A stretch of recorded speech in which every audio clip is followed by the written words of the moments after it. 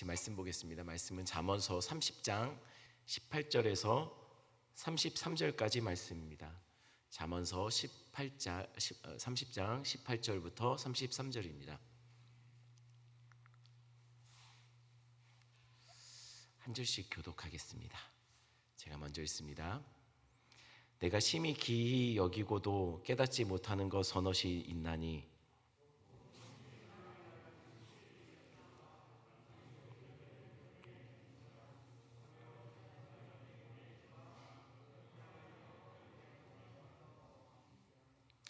음녀의 자취도 그러하니라. 그가 먹고 그의 입을 씻음같이 말하기를 내가 악을 행하지 아니하였다 하느니라.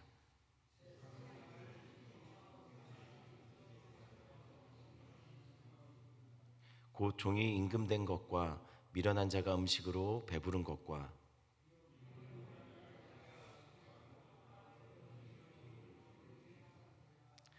땅의 작고도 가장 지혜로운 것 넷이 있나니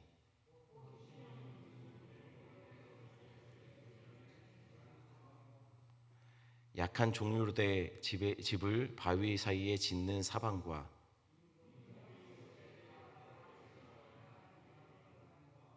손에 잡힐만 하여도 왕궁에 있는 도마뱀이니라.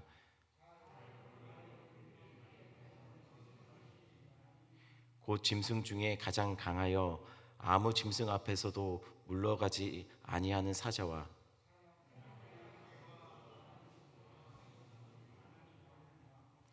만일 내가 미련하여 스스로 높은 채 하였거나 혹 악한 일을 도모하였거든 내 손으로 입을 막으라.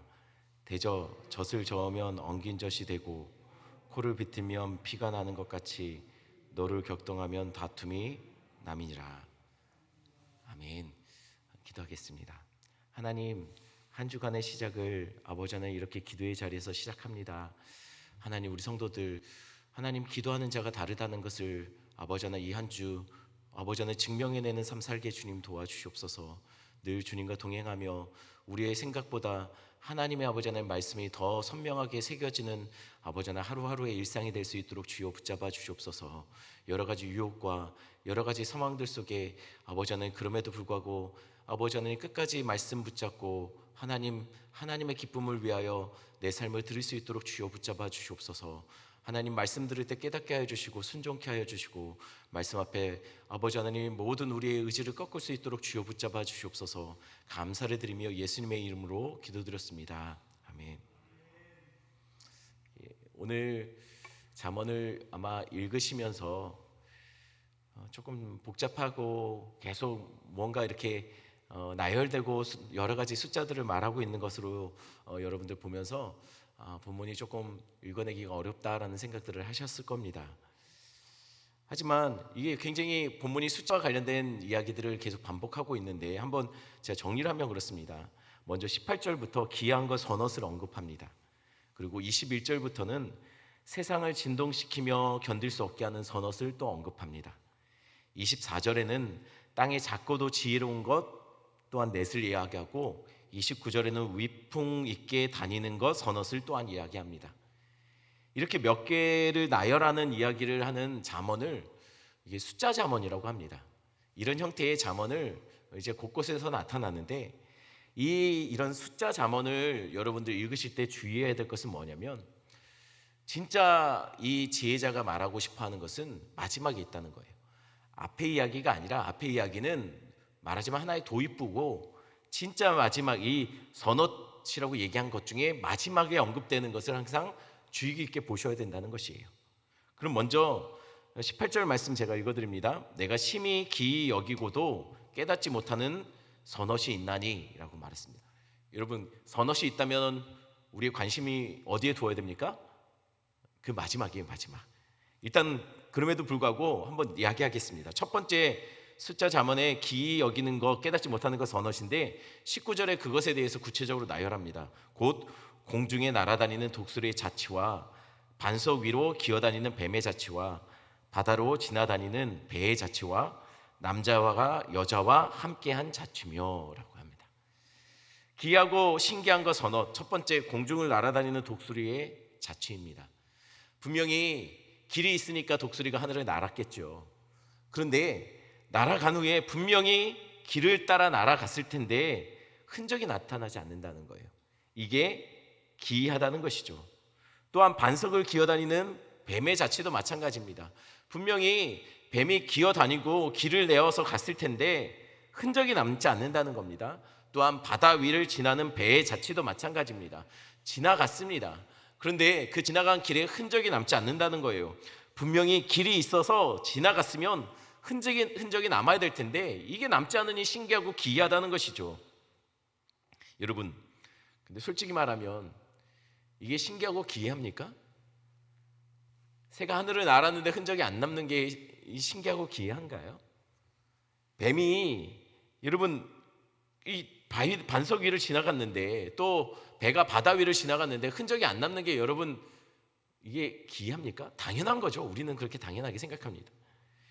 그런데 진짜 말하고자 하는 것이 무엇이라고요? 마지막입니다. 마지막에 날된 게 무엇입니까?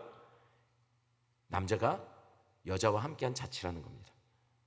19절 마지막에 남자와 여자가 함께한 자취가 남지 않았다는 것이 이 지혜자가 진짜 말하고자 하는 신기하고 기이한 겁니다.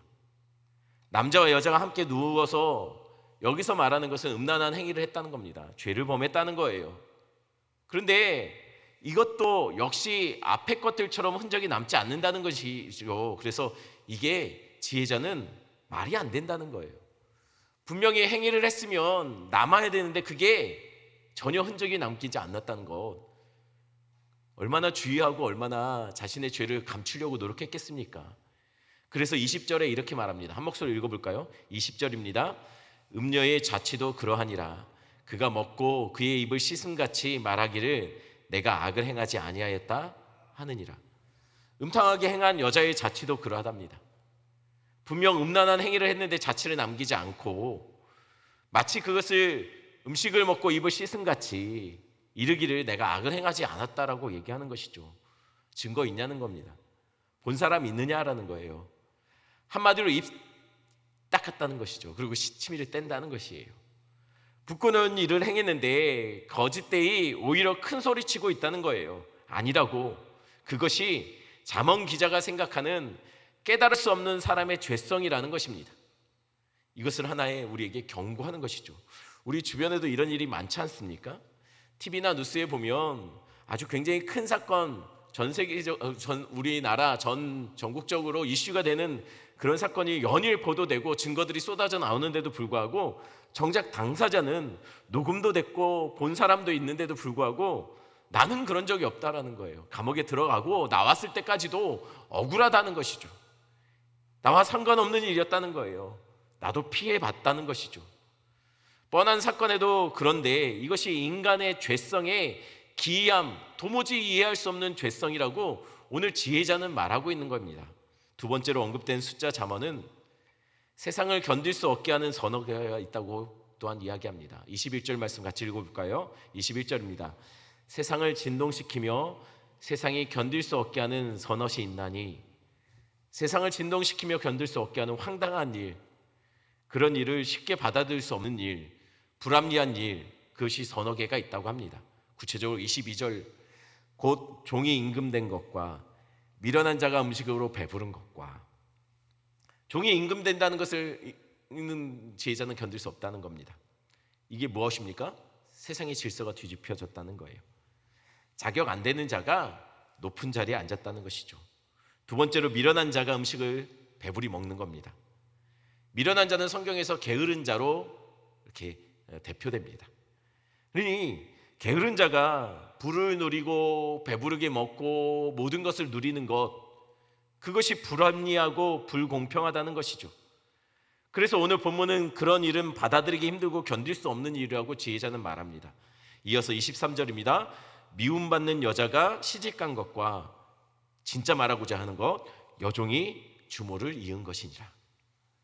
여기서 미움받는 여자가 시집을 간 것에 대해서 사랑받지 못해서 쫓겨난 여자 혹은 부정한 일로 버림받은 여자로 해석을 해야지 맞습니다. 그런 여자가 부정한 이유로 쫓겨났던 여자가 시집을 가게 된 것, 그것이 받아들이기 힘들다는 것이에요. 말하자면 이러면 안 되는데 악을 행했던 사람, 불합리한 일을 행했던 사람이 오히려 잘 되고 형통하더라는 것이에요. 그러나 여기서 진짜 말하고자 하는 것은 마지막 여종이 주모된 겁니다. 여종이 주모가 되기 위해서는 어떤 일이 벌어져야 할까요? 여러분, 우리 사극 같은 데 보면 이렇게 왕비의 자리에 올라가려면 굉장한 암투들이 있지 않습니까? 끌어내려야죠. 자신이 더 인정받기 위해 누군가를 깔아뭉겨야 되는 것이죠. 마찬가지예요. 종이 여주인이 되려면 얼마나 여주인을 끌어내리기 위해서 시기하고 이간질을 했겠습니까? 그런 일이 일어난다면 이것은 도저히 견딜 수 없다라고 오늘 본문이 이야기하는 겁니다. 주인이 쫓겨나고 자격 없는 자가 주인 행세를 하는 것, 억울하게 당하는 자가 생기고 마땅히 징계받아야 할 자가 오히려 영광의 자리에 앉는 것, 그것은 견딜 수 없는 일이라는 겁니다. 세상이 왜 이렇게 뒤집히냐는 것이죠. 잠언 기자는 세상의 부조리하고 불공평한 것을 이야기하고 있는 겁니다. 어떻게 과정에 문제가 있고 악한 자들이 어떻게 결국 세상에서 좋은 대접을 받습니까? 어떻게 좋은 열매를 맺습니까? 어떻게 죄를 잡아떼면 감추어지고 자격이 안 되는 자들이 대접을 받는 일이 벌어집니까? 그것이 견딜 수 없는 일이라고 이야기하는 것이에요. 동일하게 세 번째로 나오는 숫자 잠언은 작고 지혜로운 것을 언급합니다. 그것은 여름을 준비하는 개미입니다. 작고 지혜로운 것이죠. 또한 바위 위에 집을 세우는 사반입니다. 작고 지혜롭습니다. 또한 임금이 없지만 떼를 지어서 다니는 그 존재 자체로서 공포를 주는 메뚜기 떼들입니다. 작고 지혜로운 것이죠. 그리고 역시 마지막으로 진짜 말하고자 하고 싶었던 것은 28절입니다. 한번 같이 읽겠습니다. 28절, 손에 잡힐 만하여도 왕궁에 있는 도마뱀이니라. 여러분, 작고 지혜로운 것, 손에 잡힐 만한데 언제든지 손을 뻗으면 쉽게 잡을 수 있음에도 불구하고 왕궁을 홀로 보란듯이 돌아다니는 도마뱀이 작지만 지혜로운 것으로 오늘 지혜자는 얘기합니다. 이건 도마뱀이 지혜롭다는 것이 아니에요. 비꼬고 있는 거예요. 앞에 것들은 지혜로운 것들이 맞습니다. 작지만 지혜롭습니다. 하지만 도마뱀은 얼마든지 손 뻗으면 잡힘에도 불구하고 마치 왕궁을 자기 집인 양 보란듯이 돌아다니는 것이에요. 이 말이 무슨 말입니까? 분수를 모른다는 거예요. 자격이 안 되는 자가 마치 왕궁에 거하며 진짜 이것이 자기의 집인 양 보란듯이 돌아다니는 모습이 반어적으로 작지만 지혜로운 것으로 이야기하고 있다는 것이죠.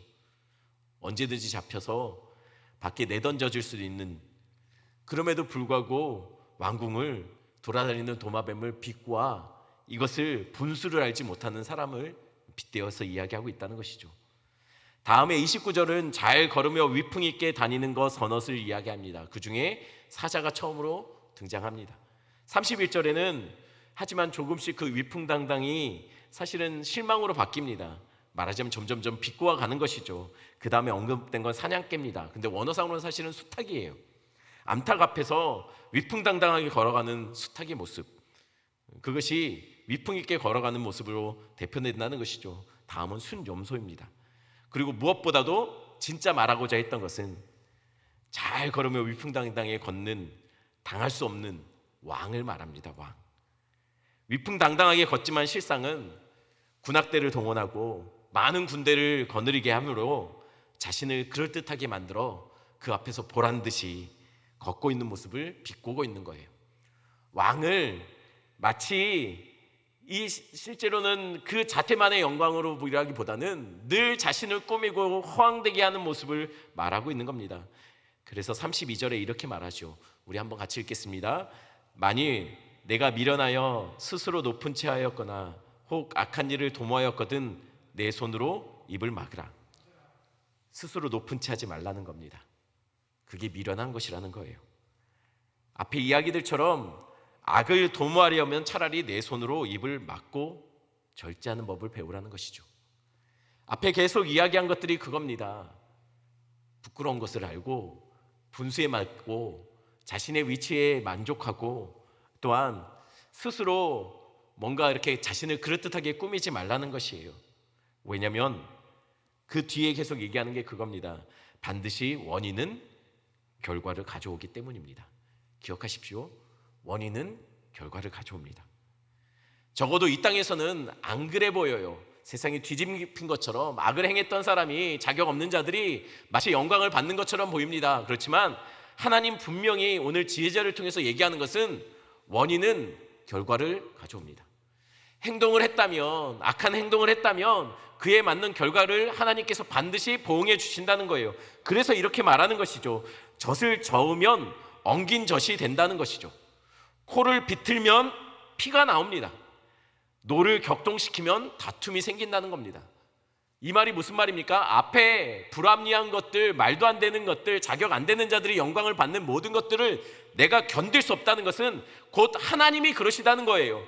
하나님이 지켜보실 때 자격 안 되는 자들이 그 위치에 올라와서 영광을 받는 것, 마치 악을 행했음에도 불구하고 죄 없는 자처럼 행동하는 모든 것들, 분수에 맞지 않게 자신의 자리에서 우쭐거리는 사람들, 그 모든 사람들을 향하여 하나님이 신기하고 이것은 이해할 수 없는 것이고 내가 참을 수 없는 것이다라고 오늘 선포하고 있는 것이에요.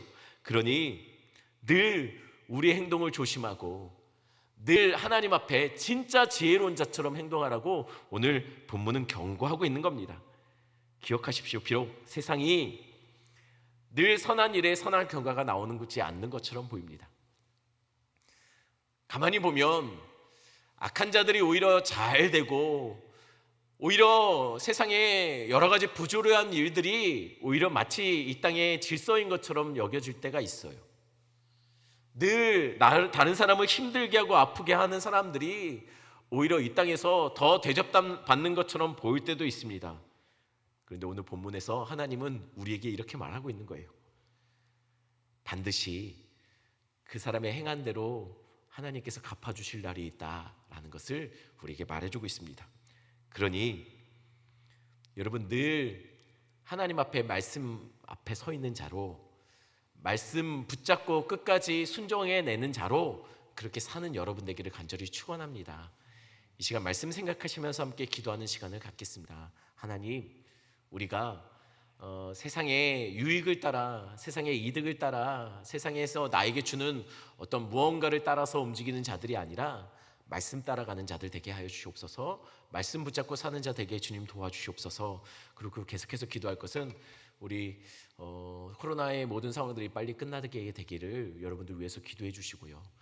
또한 평등법으로 올라온 차별금지법 또한 하나님께서 붙잡아 주셔서 그 안에 있는 독소 조항이 통과되지 않도록 모든 그런 시도들이 하나님께서 막아주시는 은혜 있게 해달라고, 그리고 계속해서 우리 환우들을 위해서, 선민 형제를 위해서, 그리고 앞에 띄워진 기도 제목을 위해서 기도하시다가 자유롭게 돌아가시면 되겠습니다. 함께 기도하겠습니다.